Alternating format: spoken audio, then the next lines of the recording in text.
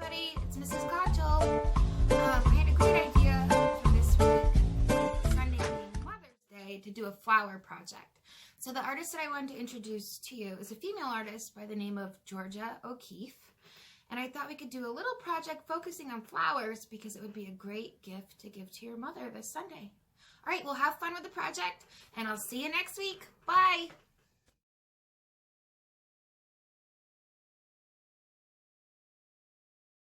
Hey everybody, I have Scarlett Gotchel here to help me out today. Hey, Scarlett.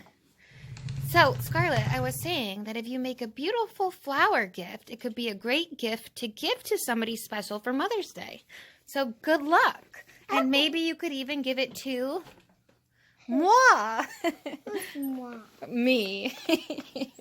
All right, let's go. So, I'm going to put these printouts, these JPEGs on the website. This is a tulip. Tulips are a very special spring flower.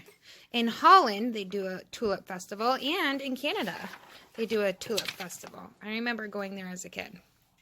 If we look at these basic shapes, we're focusing on doing the flower itself, the petals, the stem, and the leaves. So it shouldn't be that hard. I want to encourage you to draw really big, guys. Really, really, really big. All right, Scarlett, let's look at these shapes right here. What do they look like, the two side pieces? They're almost like ovals, right? Yeah.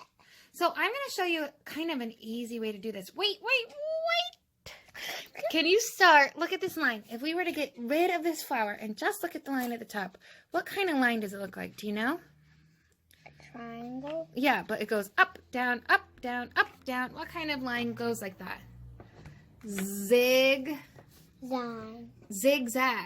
Do you think at the top of your page, really big, so I have a scrap sheet of paper right here, that you could do zigzag, zigzag, and stop right there?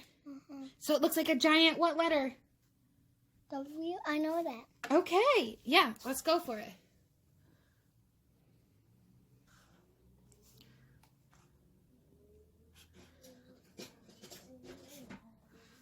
Okay, nice. And so now you're going to go to the W, and I'm going to go whoop, and make a giant U around it to connect it. Let me see. That is the most simplest way to make a tulip, I think. And if you want to add some detail in here on the bottom, you could do this. Watch. This is where it gets a little tricky. You could go down on one side, down on the other side. That looked a little funny. Down on one side, down on the other. Perfect! Look at that tulip. I want like a really good Sharpie.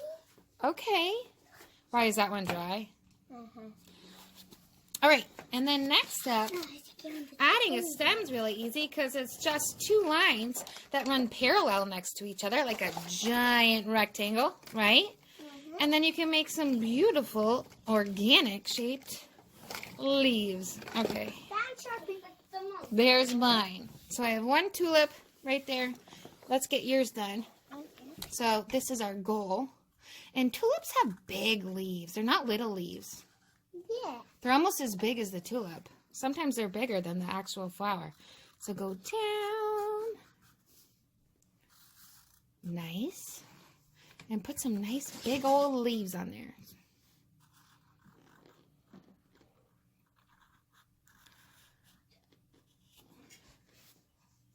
Ooh, I like it. Lots of movement.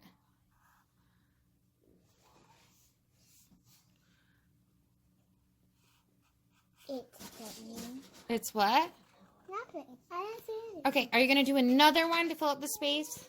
Yeah. I like this picture with the two. And if you notice, look at this one. It's not perfect. It's curved over, and then the petals are falling off. So I'll give you a second to draw your second one, okay? And then we're going to talk about color after. Sound like a plan? Yeah.